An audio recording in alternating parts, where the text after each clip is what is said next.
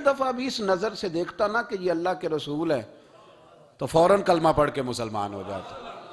جب بھی لوگ دیکھتے ہیں وہ اینک کی بڑی شاندار لگائی ہوئی ہے جس کے اندر سے کوئی آدمی بھلا نظر ہی نہیں آتا، تو ان کو پھر بھلائی نصیب نہیں ہوتی۔ ایک نظر سے بھی اگر انسان دیکھتا ہے کہ جس سے اسے بھلائی چاہیے تو پھر اللہ اسے توفیق ہدایت عطا کر دیتا ہے۔ حضرت ابوبکر صدیق کا کمال یہ ہے کہ میرے نبی کریم علیہ السلام نے نا ان کی شان ایک الگ انداز میں بیان فرمائی، الگ انداز میں۔ محبوب فرمانے لگے میں نے جس کے سامنے بھی دین پیش کیا اس نے دلیل مانگی۔ ایک بات آپ کو بتاؤں، یہ میری بات یاد رکھنا، اس کو کبھی نہ بھلانا، جو اپنوں سے دلیل مانگتا ہے نا وہ اپنا ہوتا ہی نہیں۔ اپنوں سے دلیل مانگ لی اس نے بغیر دلیل کے، بغیر حیل و حجت کے۔ یہ ایک بات ہے، میں اس کو سمجھاؤں گا نہیں، نہ کھولوں گا، بس کہہ کے گزر جاؤں گا، اس کو سمجھ لیں اگر آپ کی سمجھ میں آئے تو۔ جس نے اپنوں سے دلیل مانگی نا، جس نے وضاحت مانگی، جس نے ثبوت مانگا، وہ اپنا تھا ہی نہیں، تو کیا ضرورت پڑی تھی کہ وہ دلیل مانگتا، وضاحت پوچھتا۔ حضرت نجم الدین کبریٰ رحمت اللہ علیہ کے مرید تھے حضرت امام فخر الدین رازی، اتنے بڑے امام ہو کے ایک فقیر کے غلام تھے۔ تو فرماتے ہیں آخری وقت آیا تو شیطان آ گیا، میں اس کو کہتا تھا رب ہے، تو شیطان بھی تو بڑا عالم ہے نا، تو وہ دلیل توڑ دیتا تھا۔ فرماتے میں نے 360 دلیلیں دی، اس نے ساری توڑ دی۔ تو پھر میں نے اپنے شیخ کی طرف توجہ کی، میں نے کہا حضور کو نظر کرم فرمائیں۔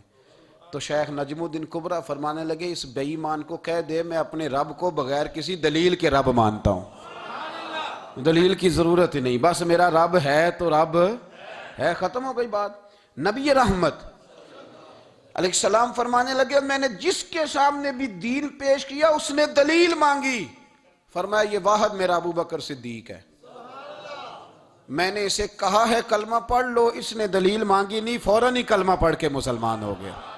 کوئی دلیل نہیں، کوئی معجزہ نہیں، کوئی طلب نہیں، کوئی شے نہیں۔ ساری زندگی مطمئن ہی نہیں ہو پائے لوگ، ساری زندگی اطمینان ہی نہیں ہو سکا، اس کو بھی سنا، اس کو بھی سنا، اس سے بھی سوال پوچھا، اس سے بھی پوچھا۔ بھئی تو نہیں، تو مطمئن ہونا نہیں چاہتا، تو بحث کرنے کے لیے علم سیکھ رہا ہے، اس نے عمل کرنے کے لیے سیکھنا ہوتا ہے، اس کو تو ایک حرف ہی بڑا کافی ہوتا ہے، تو ایک لفظ کی ضرورت ہوتی ہے، ایک جملے میں ساری زندگی لوگ گزار دیتے ہیں۔ حضرت ابوبکر صدیق رضی اللہ تعالیٰ عنہ نے بحث والا دروازہ نہیں کھولا، حضور نے کہا کلمہ پڑھو تو انہوں نے کلمہ پڑھا اور مسلمان ہو گئے۔ کوئی دلیل، کوئی وضاحت، کسی چیز کی کوئی حاجت، ختم ہو گئی بات۔ اصل مسئلہ پتہ کیا ہے، جو لوگ سوچ سمجھ کے چلتے ہیں نا، تو سوچ کتنی ہے انسان کی، وہ کتنا کام دے گی۔ یہ جو وارفتگی ہوتی ہے نا، یہ جو محبت ہوتی ہے، یہ جو پیار ہوتا ہے، یہ زندگی کو آسان کر دیتا ہے۔ سوچنے سمجھنے کے دائروں سے آدمی نکل جاتا ہے، اس کا کام وہ کہتا ہے کہ میں نے سوچنا نہیں، میں نے ماننا ہے، میں نے رب رسول کی ذات کے بارے میں سوچنا نہیں، میں نے ماننا ہے۔ تو ماننے والے لوگ جو ہوتے ہیں وہ فائدے میں ہوتے ہیں، تو عمل کر رہے ہیں، بات مانی، عمل کیا۔ عقل کا بے شمار اور بے دریغ استعمال، اپنی چھوٹی عقل سے بڑے مسئلے حل کرنے کی کوشش کرنا، یہ انسان کو نقصان دیتا ہے۔ بہت ساری جگہوں پہ وہ الجھ جاتا ہے، ہر جگہ عقل استعمال کرنا لیکن رب رسول کے معاملے میں نہ استعمال کرنا، ورنہ نقصان ہو۔ عقل چھوٹی ہے اور اللہ رسول کی ذات بڑی ہے، کبھی بھی اس دائرے میں بند کرنے کی کوشش نہ کرنا۔ جناب ابوبکر صدیق رضی اللہ تعالیٰ عنہ ہر معاملے میں ایک حدیث بخاری کی، شاید میں نے پہلے بھی عرض کی تھی لیکن چونکہ وہ عنوان کے لحاظ سے ایک بہت بڑی دلیل ہے، دوبارہ عرض کرتا ہوں۔ نبی پاک علیہ السلام نے 1500 کے قریب صحابہ سے فرمایا تھا کہ چلو عمرہ کرنے چلیں۔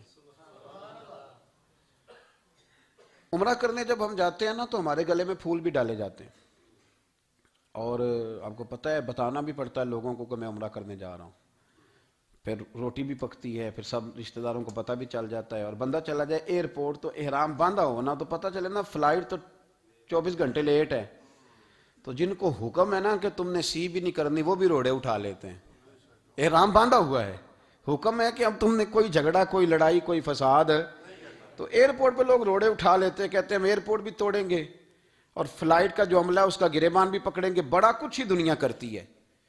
اور اگر کسی کے پیر صاحب نے کہا ہو چلو عمرہ کریں، اللہ اکبر، اور پھر ایئرپورٹ پہ جا کے پتہ چلے کہ پیر صاحب کے ساتھ تو دھوکہ ہو گیا، بندہ غلط نکلا ہے، پیری مریدی قائم رہے گی؟ سوال ہی نہیں پیدا ہوتا، سوال ہی نہیں پیدا ہوتا۔ میرے ساتھ ایک سنگی نے ایک دفعہ بات کی، کہنے لگا جی پیر صاحب کامل نہیں۔ میں نے کہا کیا غلطی ان میں پائی جاتی ہے؟ کہتے میں انہوں نے پوچھ کے باہر دے پیسے جمع کرائے سن تو میرا کام نہیں بنیا۔ میں کہ تو پیر پڑھ لیا، تیرے تو کوئی نجومی پڑھنا چاہیے سی، وہ نجومی ہونا چاہیے تھا تیرے لیے، تاکہ وہ اچھی طرح غور کرتا ہے۔ جی آپ کو پتہ ہے نا اہل سنت میں کتابیں بھی نکلتی ہیں، کئی لوگ کہتے ہیں جی کوئی کتاب کٹ کے دسو، میں کہ انہوں کسی لکھی نہیں تو کٹیے کی تو وہ کون سی کتاب ہے جو آپ کہہ رہے ہیں نکالیں اور ذرا بتائیں کہ فلانا کام میرے لیے ٹھیک رہے گا کہ نہیں۔ ایک استخارہ ہے دین میں، اور استخارے کا بھی بابت معاملہ یہ ہے کہ آپ نے استخارہ کر لیا، اس کے بعد بھی آپ حتمی فیصلہ نہیں کریں گے۔ بزرگ کہتے ہیں کہ استخارہ کر کے بھی یہ کہو کہ جی میری سمجھ میں یہ آیا ہے، باقی حقیقتوں کا علم اللہ جانے، اللہ کا رسول جانے صلی اللہ علیہ وسلم، حقیقتوں وہی جانتے ہیں۔ تو الجھے نہیں زندگی میں۔ 1500 کے قریب صحابہ تھے، حضور نے فرمایا احرام باندھو بھائی، عمرہ کرنا ہے۔ حدیبیہ کے مقام پہ گئے تو قریش مکہ نے روک لیا، نہیں کرنے دیں گے۔ جب بات بہت آگے بڑھی تو پھر شرطیں لکھی گئیں۔ شرطیں بڑی سخت ہیں کہ جو مسلمان مکے سے مدینے آئے گا مدینے والے واپس کریں گے، اور اگر کوئی مسلمان مدینے سے مکے چلا گیا تو مکے والے واپس نہیں کریں گے، ہم ان کے لوگ دیں گے، وہ ہمارا بندہ دیں گے نہیں۔ یہ شرطیں تھی، صحابہ پریشان تھے۔ اب جب شرطیں طے ہو گئیں، شرطیں بھی سخت ہیں، نبی کریم علیہ السلام نے فرمایا بھی احرام کھول دو، فلائٹ کل نہیں جانی، پرسوں نہیں جانی، یعنی ہم اس سفر میں عمرہ کار ہی نہیں رہے، احرام کھول دو۔ تو امام زرقانی کہتے ہیں سب لوگ پریشان تھے، سب سے پہلے حضرت ابو بکر صدیق اٹھے، سب سے پہلے اٹھے، اٹھ کے احرام کھولا۔ ایک شخص نے کہا آپ کو بڑی جلدی ہے، تو آپ فرمانے لگے جلدی والی بات ہی کوئی نہیں، حضور کے کہنے پر باندھا تھا، نبی پاک کے کہنے پر کھول دیا ہے، ختم ہو گئی بات۔ حضور نے فرمایا باندھ لو تو ہم نے باندھ لیا، حضور نے کہا کھول دو تو ہم نے کھول دی، جلدی والی کیا بات ہوئی۔ صحیح بخاری کے لفظ ہیں، حضرت عمر کہتے ہیں کہ میری سمجھ میں بات نہیں آتی تھی، دب کے صلح کیوں کریں، ہم تو 313 تھے، تو ہم نے بدر میں ان کو بھگا دیا تھا، اب تو ہم 1500 ہیں، تو ہم ان سے قتال کریں گے، لڑائی کریں گے، جنگ ہوگی۔ حضرت عمر فاروق رضی اللہ تعالیٰ عنہ فرماتے ہیں حضور نے شرطیں طے کر لیں، بات لکھی گئی، میں نبی پاک کے حجرے میں داخل ہوا، خیمہ لگا ہوا تھا، میں نے جاتے ہی اپنے جذبہ جہاد کا اظہار کیا اور بڑے جلال میں یا رسول اللہ آپ سچے رسول ہیں؟ بالکل سچا ہوں، قرآن سچا ہے، بالکل سچا ہے، اسلام سچا ہے، بالکل سچا ہے، حضور ہم دب کے صلح کیوں کریں؟ تو نبی کریم علیہ السلام نے فرمایا عمر تجھے تیری ماں روئے، میں اللہ کا رسول ہوں، میں وہی کہتا ہوں جو میرا رب مجھے حکم ارشاد فرماتا ہے۔ کہتے میں نے فوراً عرض کی یا رسول اللہ صلی اللہ علیہ وسلم آپ نے فرمایا نہیں تھا کہ عمرہ کریں گے؟ تو حضور نے فرمایا کہا تو عمرہ کریں گے، یہ تو نہیں کہا تھا کہ اسی سال ہی کریں گے، کریں گے تو کریں گے۔ جناب عمر کہتے ہیں میں واپس تو آ گیا، پر وہ میرے اندر جو جذبہ جہاد تھا ابھی ٹھنڈا نہیں ہوا۔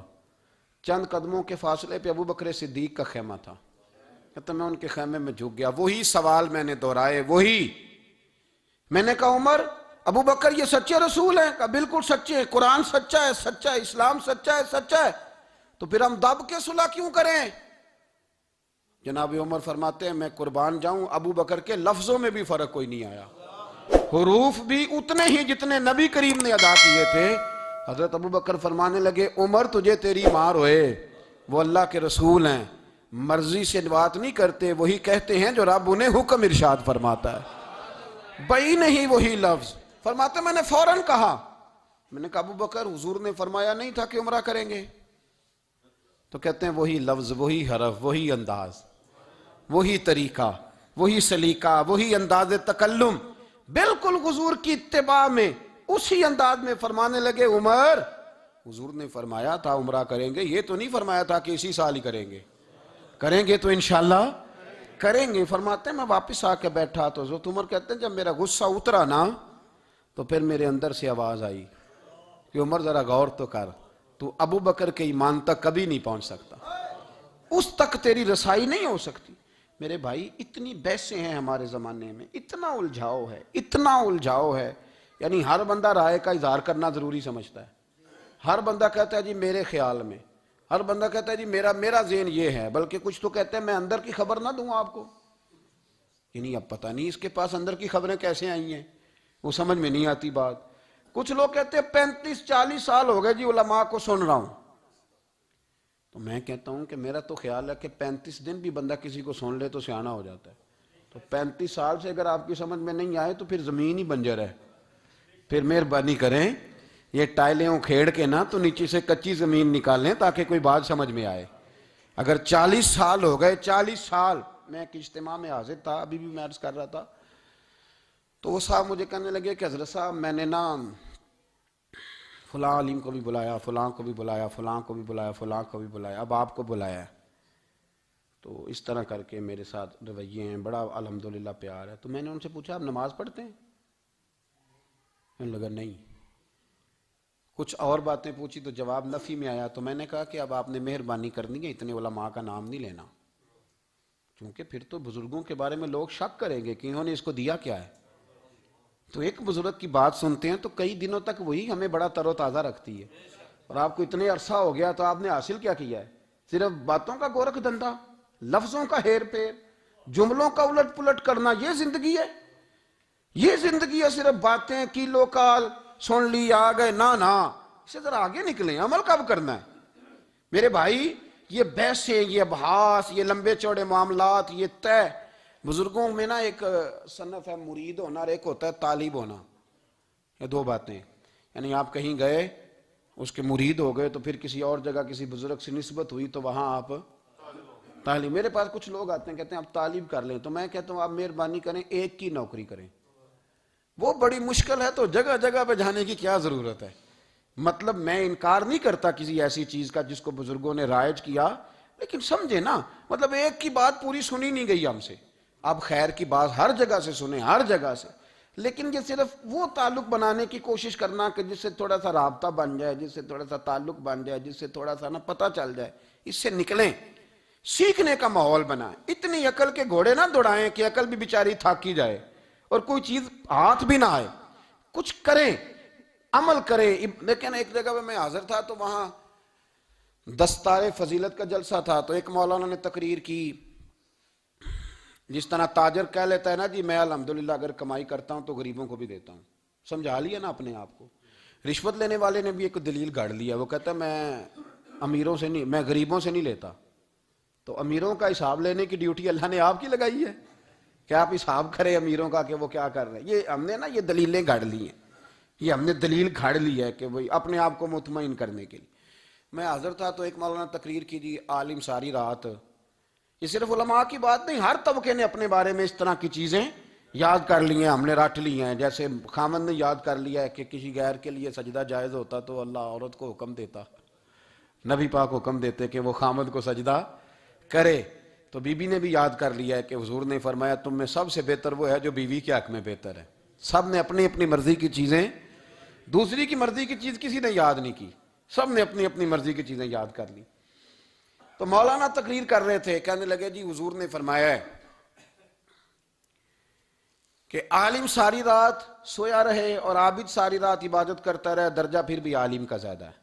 پھر دوسرے آئے انہوں نے بھی اسی حدیث پہ بات کی، تیسرے آئے تو انہوں نے بھی اسی حدیث پہ بات کی. تو میرا نمبر آیا تو میں نے کہا جی یہ جو حدیث آپ سنا رہے ہیں نا، یہ حدیث بالکل ٹھیک ہے، بالکل ٹھیک ہے کہ عالم ساری رات عشاء پڑھ کے سوئے، فجر کے وقت اٹھ کے فجر پڑھے، اور عابد ساری رات نماز پڑھے تو درجہ پھر بھی عالم کا زیادہ ہے. بالکل ایسے ہی ہے، بلکہ ایک حدیث میں تو یہ ہے کہ 70 عابد بھی عبادت کریں اور عالم سویا رہے تو ان 70 سے سونے والے عالم کا درجہ. یہ بات بالکل ٹھیک ہے، لیکن میں نے کہا اس کا بھی خیال رکھو کہ یہ حدیث غوث پاک کو بھی آتی تھی، یہ غوث پاک کو بھی آتی تھی حدیث، اور بڑے عالم تھے، پر وہ تو عشاء پڑھ کے مصلی پہ بیٹھتے تھے اور فجر تک مصلی پہ بیٹھے رہتے تھے. حالانکہ یہ حدیث انہیں بھی آتی تھی، یہ حدیث خواجہ معین الدین چشتی کو بھی آتی تھی، اور وہ بڑے عالم تھے، لیکن اس کے باوجود وہ عشاء پڑھتے تھے اور فجر تک مصلی پر بیٹھے رہتے تھے. حضرت عثمان غنی سے بڑا عالم تو کوئی نہیں نہ ہوگا اس زمانے میں. حضرت عثمان غنی رضی اللہ تعالیٰ عنہ جیسا شخص تو کوئی نہیں نہ ہوگا، پر وہ عشاء کے بعد قرآن پاک پڑھنا شروع کرتے تھے اور فجر سے پہلے پہلے قرآن پاک ختم کر لیا کرتے. تو دلیلیں صرف بحث کے لیے یاد نہ کریں، اپنے آپ کو